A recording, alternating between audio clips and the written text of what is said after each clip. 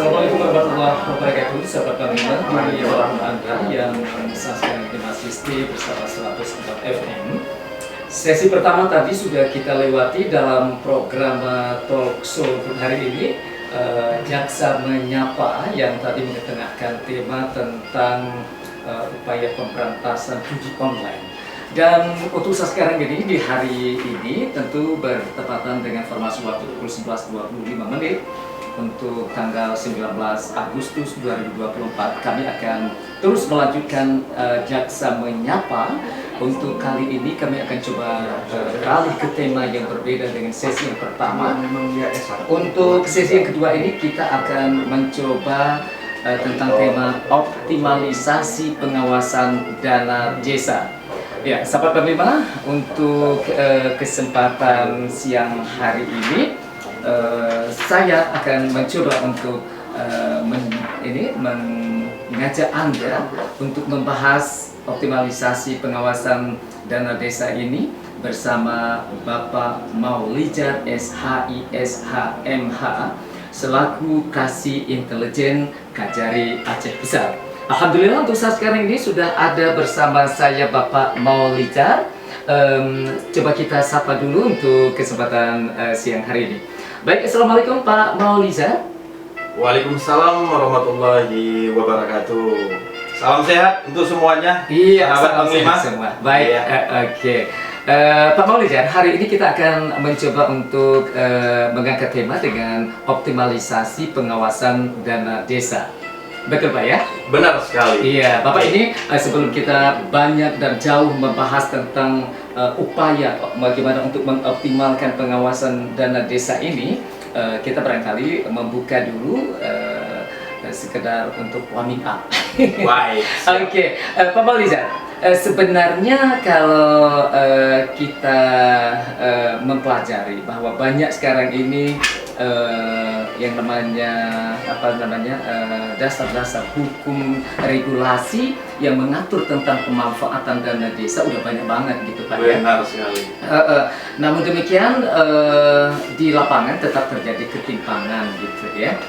Sebenarnya pemerintah menciptakan regulasi dan kebijakan-kebijakan ini kan untuk memberikan kesejahteraan dan kemakmuran kepada rakyat yang ada di desa. Kan begitu Pak Maulijar? Benar sekali. Iya. Baik, sebelum ini kita mencoba untuk nanti mengupas tentang banyak hal yang berkaitan dengan dana desa. Kami barangkali ingin mempertanyakan kepada Bapak Maulijar, sebenarnya mengapa pengawasan itu penting untuk dilakukan dalam pemanfaatan dana desa ini Pak? Baik, terima kasih. Ini sapaannya dengan saya dengan Olan Pak, dengan Pak Olan. Oh iya, Pak Olan ya. Iya, boleh. Biasa, Pak Olan. Kebetulan saya mau masuki masa pensiun, jadi kalau dipanggil bapak-bapak aja nggak apa-apa gitu.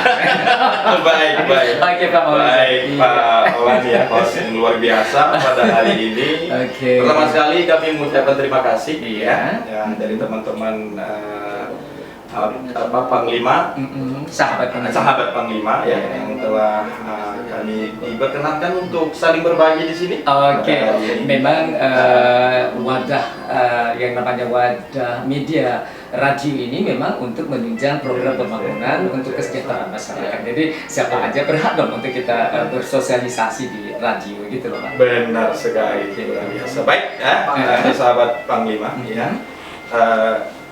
Pada hari ini kami ingin menyampaikan ya terlebih dahulu ya, mungkin sedikit terkait pandangan ya yang bisa kita lihat ya, yang kita ketahui juga bahwasanya terkait dengan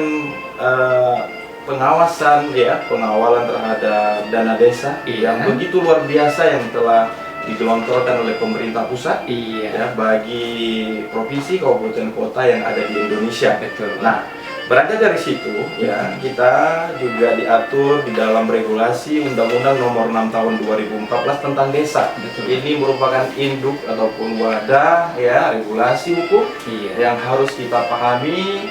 Kemudian kita bisa mencerna apa-apa yang telah dimuat dari pasal per satu pasal sampai kita bisa menelaah bagaimana ya undang-undang ini berjalan dengan baik untuk apa tujuannya, untuk masyarakat ya, untuk setiap perdesa yang ada di kabupaten kota itu ya, untuk melakukan kegiatan-kegiatan secara mandiri ya, kemudian didukung dengan sarana dan prasarana yang sudah luar biasa diberikan pemerintah dengan tujuan apa? Untuk kemaslahatan warga desanya ya, mengatur sendiri, kemudian menggunakan itu tempat manfaat, tempat mutu, tempat kualitas ya, yang akhirnya akan membawa kepada desa-desa itu yang namanya kesejahteraan.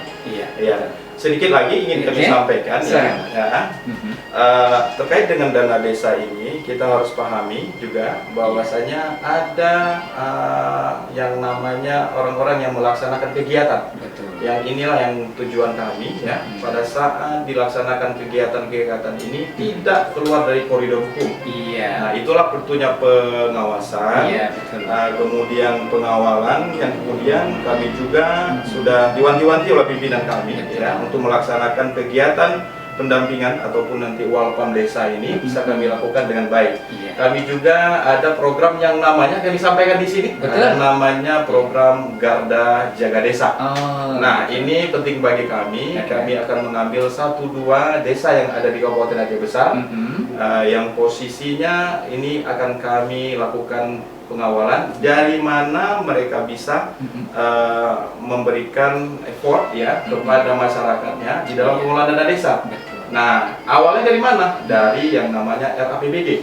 Ya, dari rancangan awal bagaimana mereka menentukan, kemudian bagaimana mereka melakukan kegiatan dieksekusi dengan baik. Dalam artian kegiatan yang sudah direncanakan ini tidak dilakukan sampai dengan selesai. Bukan dengan perencanaan yang telah dilakukan secara baik, tetapi kegiatan ini tidak bisa dilakukan dengan baik ataupun tidak selesai pada akhir tahun pada saat pertanggungjawaban dari kepala desa.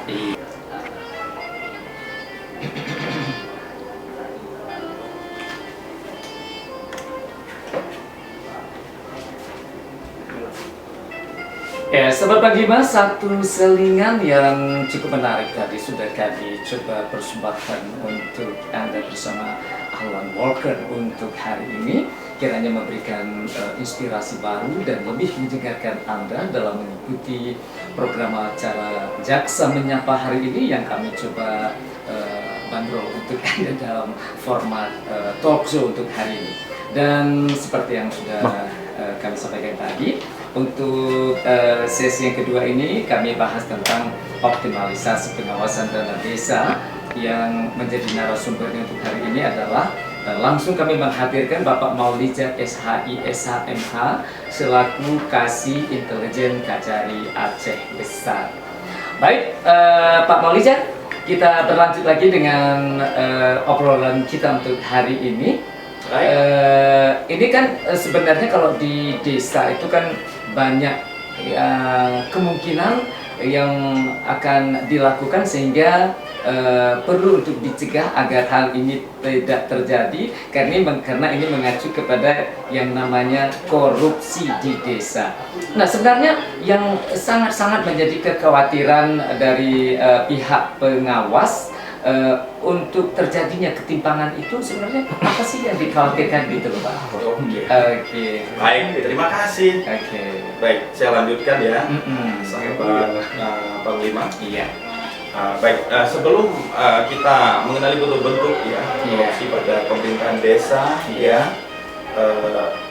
kita harus dulu pahami dulu ya. Setiap kita melangkah itu ada yang namakan azas legalitas. Betul. Kemudian terkait dengan regulasi yang ada pada dana desa itu, tadi saya sudah menyebutkan bahwasanya induk daripada undang-undang ini adalah Undang-Undang Nomor 6 Tahun 2014 tentang desa. Sekarang sudah tahun 2024. Nah, 10 tahun sudah dana desa bergulir. Iya, betul. Ya, kalau 10 tahun kalau kita melihat secara implisit kita bahwasanya 10 tahun ini dengan jangka waktu dana yang begitu besar yang diberikan kepada setiap desa-desa yang ada di Indonesia, seharusnya kita sudah mandiri. Benar. Seharusnya kita sudah mandiri. Kemudian ada juga peraturan pemerintah nomor 47 tahun 2015 ya, tentang perubahan atas peraturan pemerintah nomor 43 tahun 2014 tentang peraturan pelaksana undang-undang nomor 6 tahun 2014 tentang desa. Nah, ada peraturan pelaksana. Setiap ada undang-undang induknya itu tetap ada peraturan pelaksana. Supaya apa? Tentang teknisnya. Benar sekali ya. Teknis itu mengatur teknis untuk melaksanakan semua regulasi yang diatur di situ. Kemudian kita juga bisa lihat peraturan pemerintah nomor 8 tahun 2016 tentang perubahan kedua atas peraturan pemerintah nomor 60 tahun 2014 tentang dana desa yang bersumber dari APBN. Kemudian ada juga peraturan Menteri Desa PDTT Permendes nomor 16 tahun 2018 tentang prioritas penggunaan dana desa tahun 2019. Nah, ada prioritas dana desa yang harus dilakukan. Ini yang harus dipahami oleh semua kepala desa sebagai pengguna anggaran di desa yang melaksanakan kegiatan. Ini harus dipahami terlebih dahulu. Kita lihat bahwasanya di desa ini sering adanya pengguna anggaran juga ada pelaksana kegiatan. Biasa itu ada di KAUR pembangunan Nah, ini yang melaksanakan kegiatan-kegiatan yang berbentuk fisik dan non fisik seperti itu. Nah, ini hal-hal ini yang harus kita sampaikan sebagai bentuk pencegahan bentuk kita mengingatkan supaya apa? Supaya dana desa yang digunakan ini tidak keluar dari koridornya, tidak ada penyimpangannya. Apa saja penyimpangannya? Bisa kita lakukan, ada nanti penggelapan dalam jabatan, penyalahgunaan anggaran, penyalahgunaan wewenang, ada pungli di situ juga, ada markup kegiatan, ada laporan fiktif, seperti perjalanan dinas dan sebagainya, tetapi tidak dilakukan, ada pemotongan anggaran, ada suap dan lain-lain sebagainya. Nah, kemudian ingin saya tambahkan sedikit kalau kita lihat dari capaian output dana desa, ini sudah sangat luar biasa, sahabat Panglima semuanya. Baik dari pembangunan jalan desa, jembatan, pasar desa, adanya BUMDes, itu. Kemudian ada pembuatan tampatan perahu, ada embung desa yang luar biasa, ada irigasi dengan daerah-daerah atau desa-desa yang yang ini banyak lahan-lahan pertaniannya banget gitu ya. Iya, apalagi kalau kita lihat di Aceh Besar khususnya kita wilayahnya adalah wilayah pertanian. Kemudian ada juga wilayah kelautan. Kemudian kita juga punya wilayah pegunungan. Seperti Kota Janto juga. Seperti itu. Jadi istilahnya pembangunannya itu nggak mesti cuma gapura desa aja gitu Pak ya. Benar sekali. Hal-hal yang harus. Karena pada awalnya didistribusikan dana desa ini di mana-mana kelihatannya yang marak adanya pembangunan gapura kampung. Seperti itu ya. Betul Pak. Nah, saya tambahkan juga dengan adanya anggaran dana desa, saya lihat kan persentasenya kalau kita lihat satu desa itu paling kecil penduduknya memang tidak terlalu banyak. 600 juta itu minimal per satu desa. Sebenarnya apabila pengelolaannya itu positif, udah sejahtera banget masyarakat di desa. Benar sekali. Cuman inilah kita menginginkan ada sumber daya manusia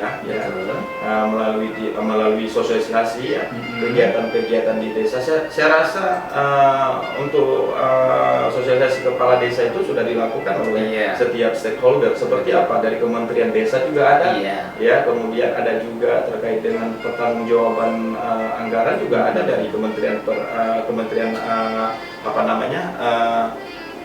keuangan seperti itu.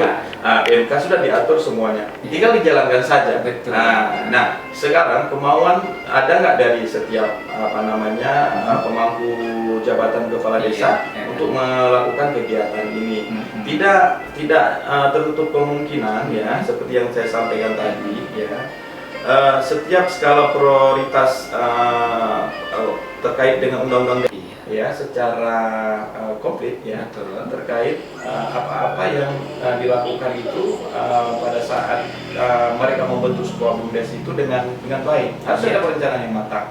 Nah, Nah, kemudian boleh juga membangun yang namanya raga desa ataupun sarana olahraga desa. Oh iya. Nah, itu boleh juga. Untuk apa? Ya, manfaat besar dengan ada desa itu, ya. Itu yang diprioritaskan itu apa itu?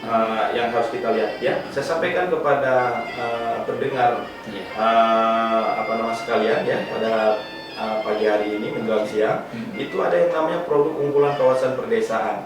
Ya, itu mau silahkan dibangun. Apa yang bisa menjadi produk unggulan masing-masing desa itu tidak sama. Ya, setiap desa itu punya daerah masing.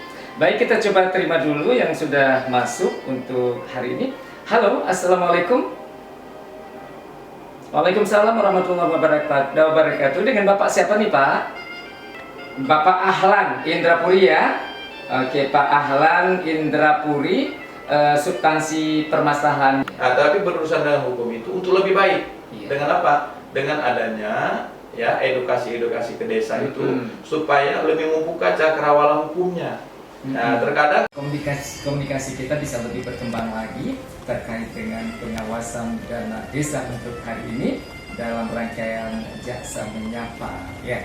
Oke, ini kelihatan sudah ada yang telepon ini, Pak Maulizar. Baik, kita terima. Kita mengharapkan partisipasi dari pendengar atau sahabat Panglima yang ada di hari ini.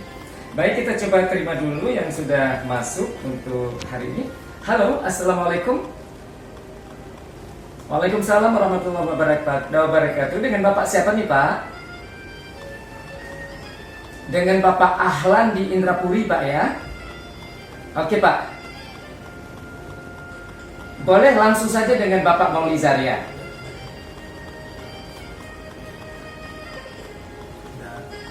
Iya. Betul.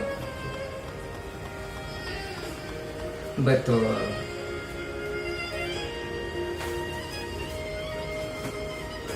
Iya, iya.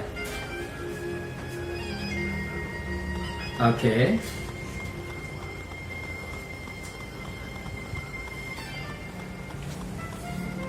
Iya. Oh gitu. Betul sekali. Oke, Bapak siapa tadi dulu, Pak, saya? Bapak Ahlan Indrapuri, ya. Oke, Pak Ahlan Indrapuri, substansi permasalahannya sudah didengarkan oleh Bapak Maulizar. Pak Maulizar, kami persilakan langsung, Pak, untuk menanggapinya. Oke. Terdengar tadi. Maaf. Iya. Ini Pak, ini ada katanya tentang keterlibatan aparat hukum yang setelah barangkali melakukan pengawasan ini mendapatkan ketimpangan sehingga ada pimpinan-pimpinan di desa yang terjerat dengan permasalahan hukum. Ini masyarakat menanggapinya sebagai sebuah kebingungan karena dari awal ada dari aparat hukum ini sendiri tidak pernah membuka ke publik tentang apa dan bagaimana cara untuk menjalankan sebuah kepemimpinan di desa. Jadi begitu, Pak. Jadi permasalahannya demikian. Jadi ini barangkali lebih kepada keterlibatan. Karena regulasi itu mengatur ya dari awal sampai akhir. Nah, kami dari Kejaksaan Negeri Aceh Besar ya setiap tahun itu turun ya untuk memberikan edukasi terkait bagaimana pengelolaan dana desa itu yang dengan yang baik. Nah, pertama yang harus dipahami ya, yaitu keterbukaan. Keterbukaan ini sangat sangat dibutuhkan ya. Kemudian keselarasan antara kepala desa dan Puhapet. Kenapa? Di saat penganggaran itu juga harus dihadirkan masyarakat dirapatkan. Nah, inilah yang dibutuhkan ya. Sehingga posisi pada saat kegiatan yang dilakukan di desa itu sudah ada perencanaan yang prioritas. Iya.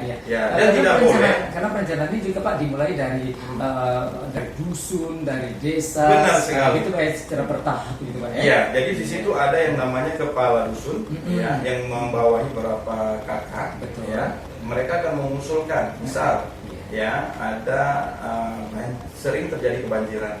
Kita membutuhkan yang namanya pembuatan drainase. Nah, kan diusulkan.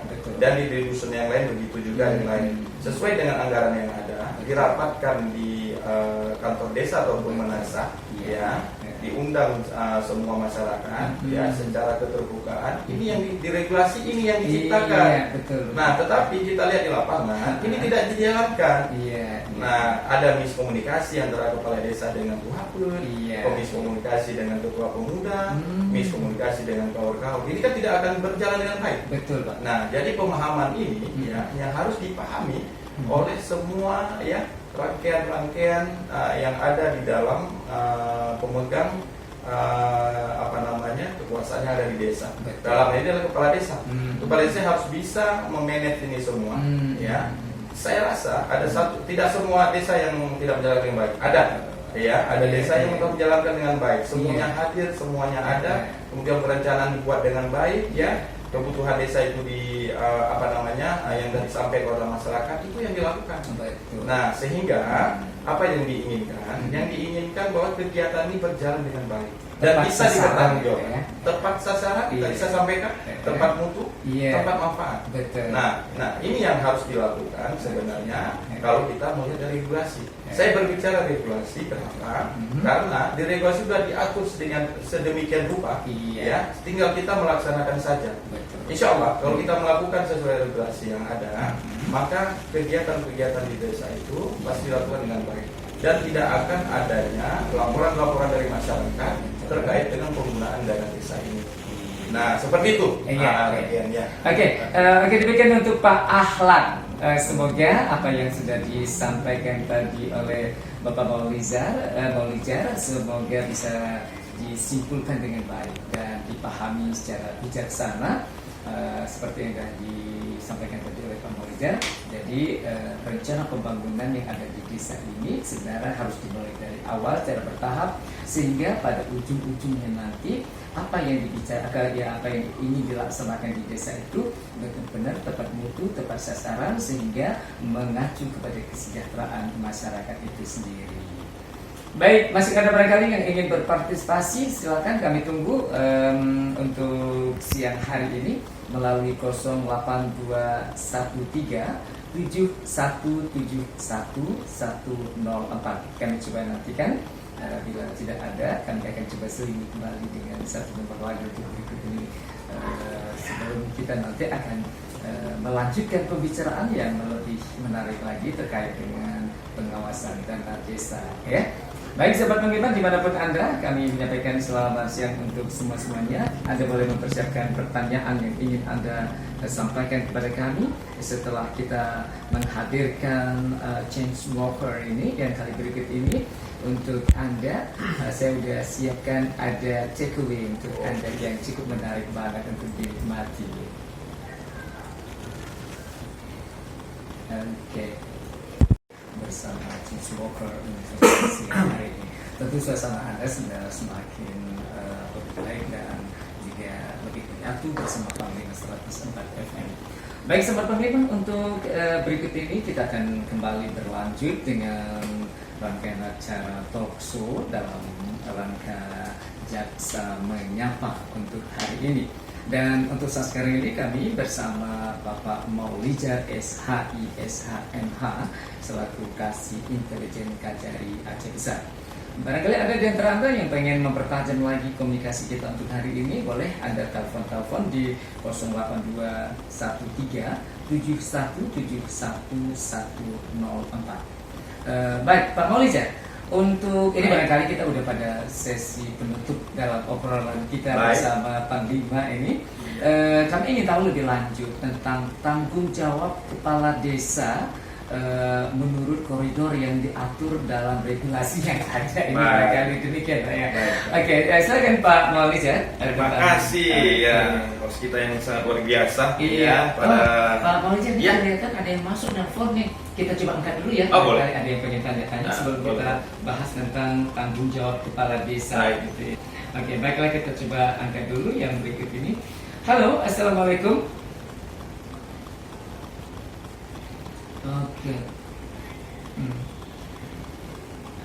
Mau Tasik. Dengan Nanda. Oke, Ibu Nanda. Baik Bu Nanda, langsung ke substansinya ditanyakan. Ini ada Pak Maulizar di samping saya, silakan.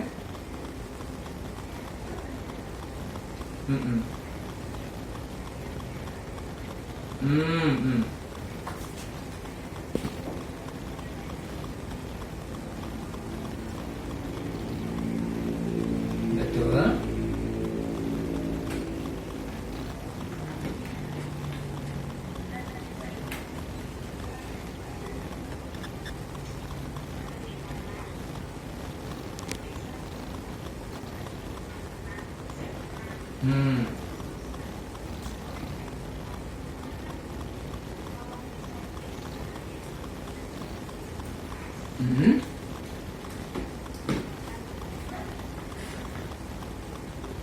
Iya, gimana?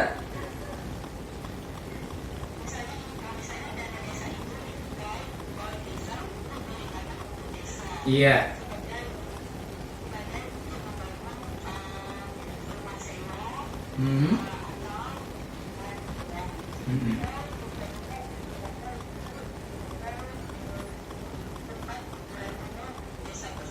Iya. Oke, baik. Substansi masalahnya sudah kami simpulkan di sini. Terima kasih untuk Ibu Nanda ya. Ini langsung saja didengarkan penjelasan dari Bapak Maulizar, Kasih Intelijen Kajari Aceh Besar. Oke, terima kasih untuk Ibu Nanda.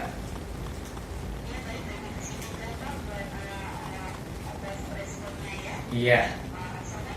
Waalaikumsalam warahmatullahi wabarakatuh. Oke, silakan Pak Maulizar. Baik, luar biasa. Terima kasih Ibu Nanda di Montasik ya. Pertanyaan yang sangat luar biasa, membangun pemikiran-pemikiran kepada setiap kepala desa dalam melakukan ya penganggarannya. Iya. Baik, kita bisa lihat di Undang-Undang Dana Desa ya, dan kita lihat sekarang ya, mungkin pemahaman dari kepala desa ataupun perangkat desa ya untuk pembelian tanah ya, baik itu untuk tanah dibangun kos-kosan ya, pembangunan yang untuk menghasilkan yang namanya income gitu ya. Iya ya, yang disebut dengan PAD desa.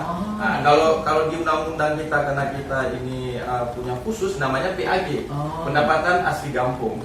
Nah, itu bisa dilakukan melalui BUMDes tadi. Ini yang harus dipahami oleh perangkat desa yang ada di seluruh Indonesia. Iya. Jadi tanpa adanya BUMDes itu, seorang kepala desa atau perangkatnya nggak boleh langsung ambil kebijakan untuk beli gitu, nggak boleh. Seperti itu. Undang-undang desa sudah diamanatkan. Bisa jawab pertanyaan Ibu Nanda, luar biasa. Saya ingin memberikan edukasi ya pada pertanyaan ini. Kita bisa lihat ya di peraturan Permendagri ya, itu tentang pembiayaan pada pasal 28 ayat 4. Iya. Ya. Disebutkan di situ bahwasanya dana BUMDes ataupun BUM dana untuk Kementerian Desa itu boleh untuk membeli dana dan bangunan. Itu di BUMDes. Sahabat Panglima semuanya, kita sudah mengupas banyak hal tentang Ibu Nanda. Ini barangkali ada yang pengen dibahas. Kembali kami persilakan dari sebelum kami menutup rangkaian acara pertemuan kita untuk hari ini bersama Bapak Maulizar, Kasih